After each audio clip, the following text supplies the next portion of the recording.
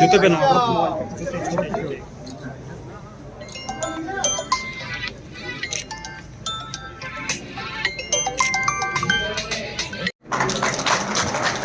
इसी क्रम में गोवर्धन के यशस्वी विधायक श्री मेघश्याम सिंह जी से अनुरोध है वो भी माननीय मुख्यमंत्री जी को साफा बांधकर उनका स्वागत करें।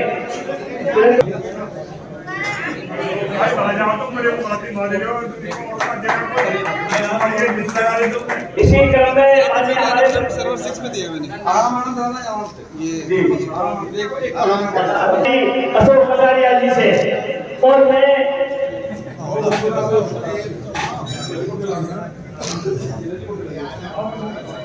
ये ओ भाई हेलो भाई हमारे यशस्वी मुख्यमंत्री जी का स्वागत कर रहे हैं अभिमानी हमारे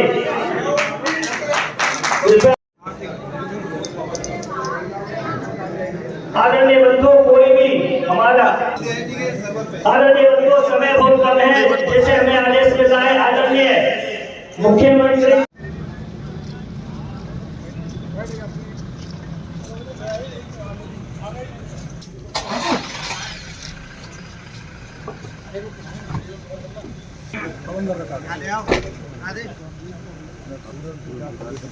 कैसे हैं आपका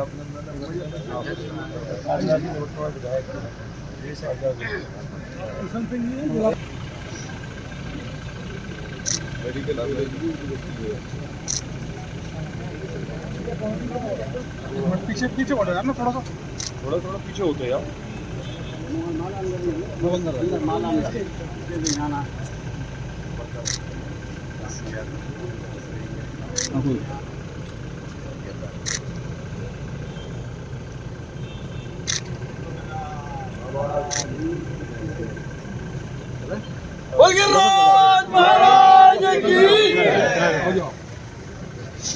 पंडित जी महाराज पंडित जी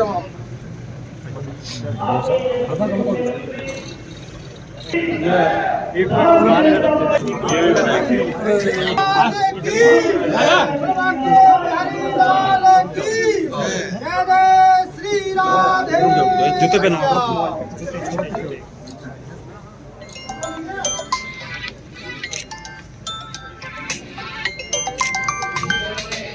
चलो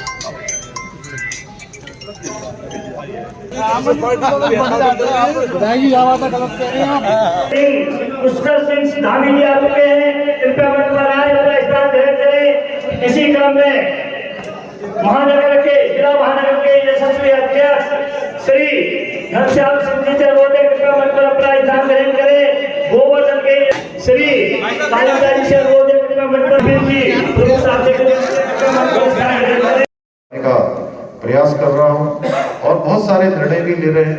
हमारी सरकार निर्णय भी ले रही है, जो निर्णय बहुत पहले हो जाने चाहिए थे उन निर्णयों को भी ले रहे हैं। आज आदरणीय प्रधानमंत्री जी के नेतृत्व में भारत तेजी से आगे बढ़ रहा है।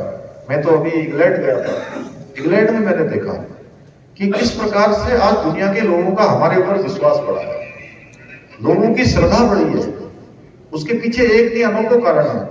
जहां G20 जैसे हमने सम्मेलन सफलतापूर्वक यहाँ संपन्न किए, वहीं कोरोना महामारी में पूरी दुनिया के लोगों को जो वैक्सीन देने का काम किया और वसुधैव कुटुंबकम की जो धारणा पूरे विश्व के समक्ष हमारी संस्कृति के रूप में धरातल पर उतारने का काम हमारे प्रधानमंत्री जी ने किया है, उससे निश्चित रूप से पूरी दुनिया का विश्वास, पूरी दुनिया का एक मैं कहूँ कि आस्था, एक प्रेम भारत के प्रति बढ़ा है।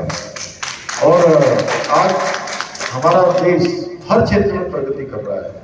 कितना सीना चौड़ा हो जाता है जब मैं एक भारतीय के रूप में मैं विदेश में गया, और विदेश में भी कहा लंदन में जिन अंग्रेजों ने वर्षों तक हमारे ऊपर शासन किया, हमारे यहाँ उन्होंने तमाम प्रकार से देश के अंदर जिस प्रकार के काम किए हम सभी जानते हैं, लेकिन आज वही अंग्रेज हमारे प्रधानमंत्री जी की और हमारे देश की प्रशंसा कर रहे हैं कि आपके देश में इतना अच्छा करने के बाद तो ये गौरव केवल मेरे लिए नहीं था, मैं समझता हूं कि पूरे 140 करोड़ भारतवासियों का आज पूरी दुनिया के अंदर सम्मान हो रहा है।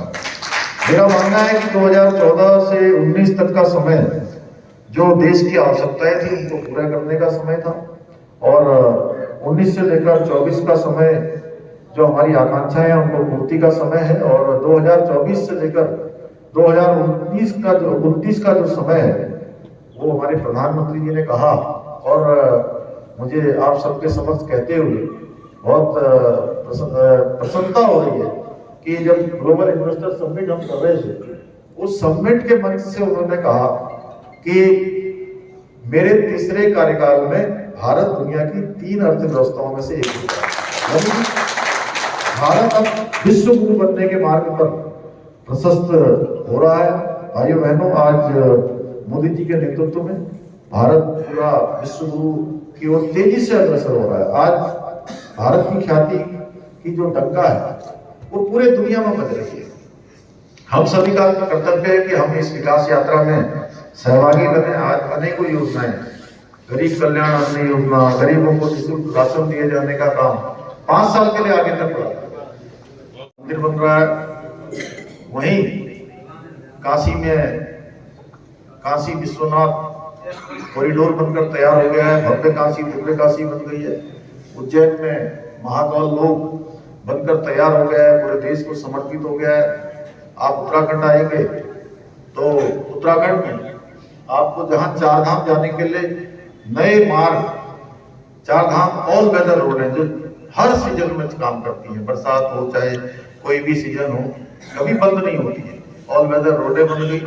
उससे बड़ी बात केदारनाथ त्रासदी में केदारनाथ का पूरी तरह से जो है सारा क्षतिग्रस्त हो गया, सारा परिसर भगवान के प्रांगण के चारों ओर, उसको भी नवनिर्माण और पुनर्निर्माण का मार्ग हमारे प्रधानमंत्री जी के नेतृत्व में तेजी से काम चल रहा है, और जल्दी से जल्दी वो काम हमारा पूरा होने वाला है। अब आप खुद ही इसमें से जाते होंगे तो आप लोगों ने देखा होगा एकदम से नया स्वरूप वहां का बन गया है।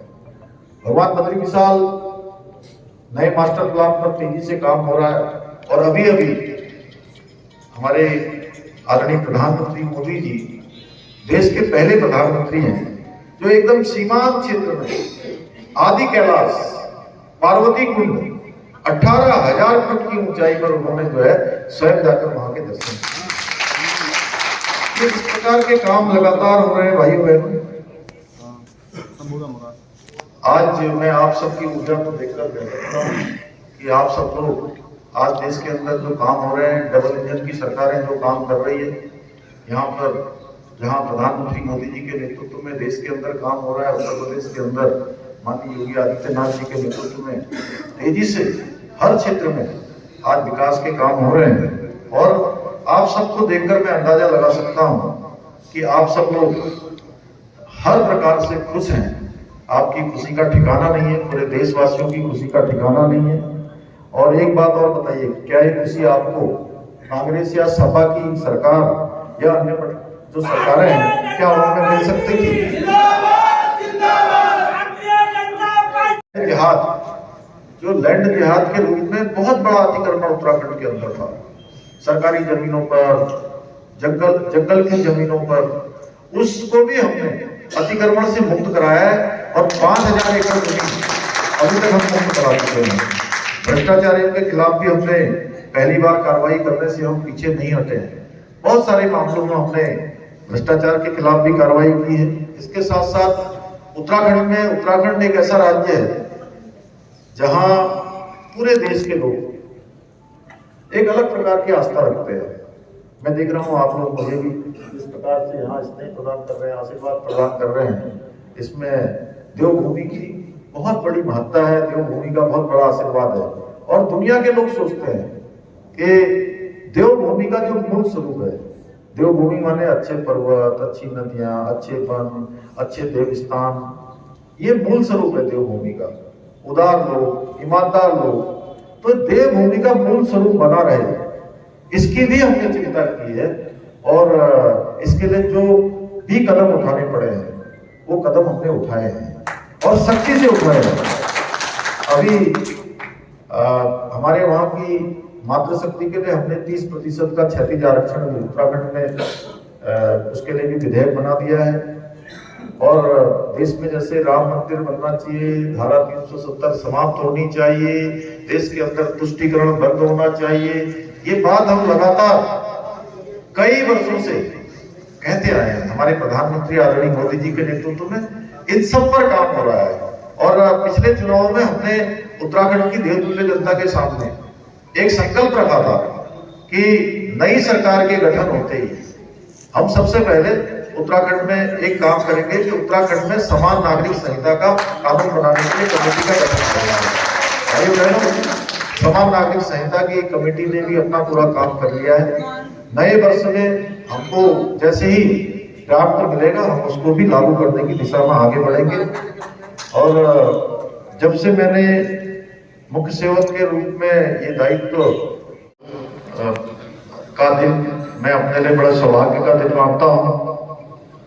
भाइयों बहनों, हम सभी लोग जानते हैं आज पूरे देश के अंदर जो एक हमारे धार्मिक स्थान है, हमारी आध्यात्मिक चेतना है, उसको संपूर्ण विश्व के अंदर आज नए स्वरूप में लाने का काम हमारे देश के यशस्वी प्रधानमंत्री मोदी जी के नेतृत्व में हो रहा है।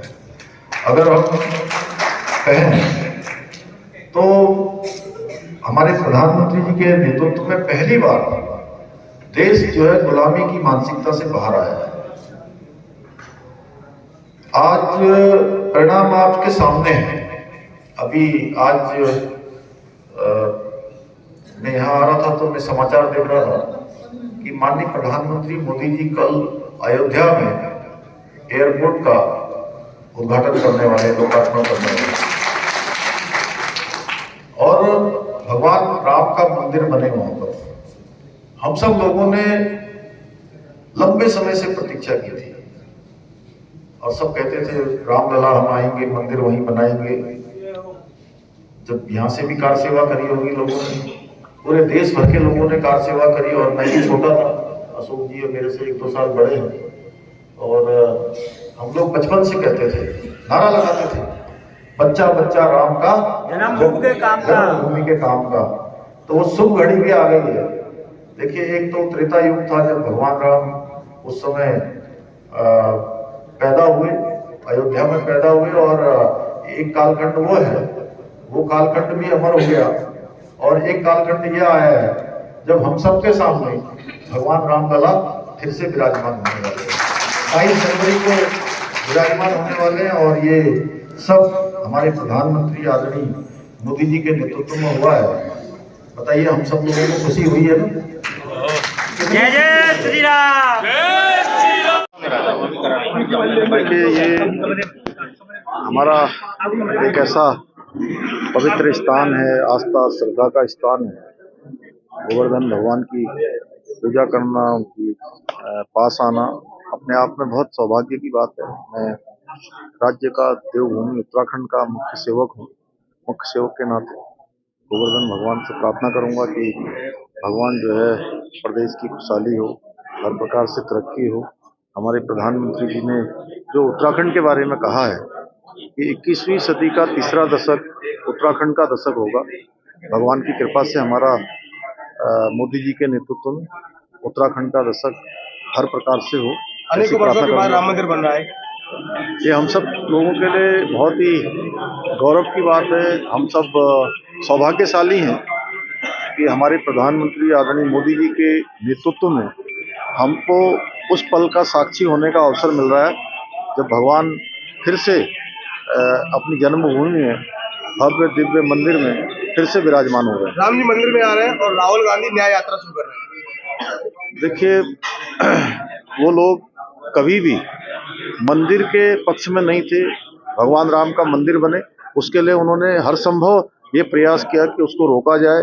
कभी कोर्ट कचहरी में अटकाने का प्रयास किया। जो हथकंडे थे वो सारे अपनाए हैं। इसलिए पूरे भारत के सारे राम भक्त जानते हैं कि उनकी पार्टी और वो किस प्रकार का विचार रखते हैं।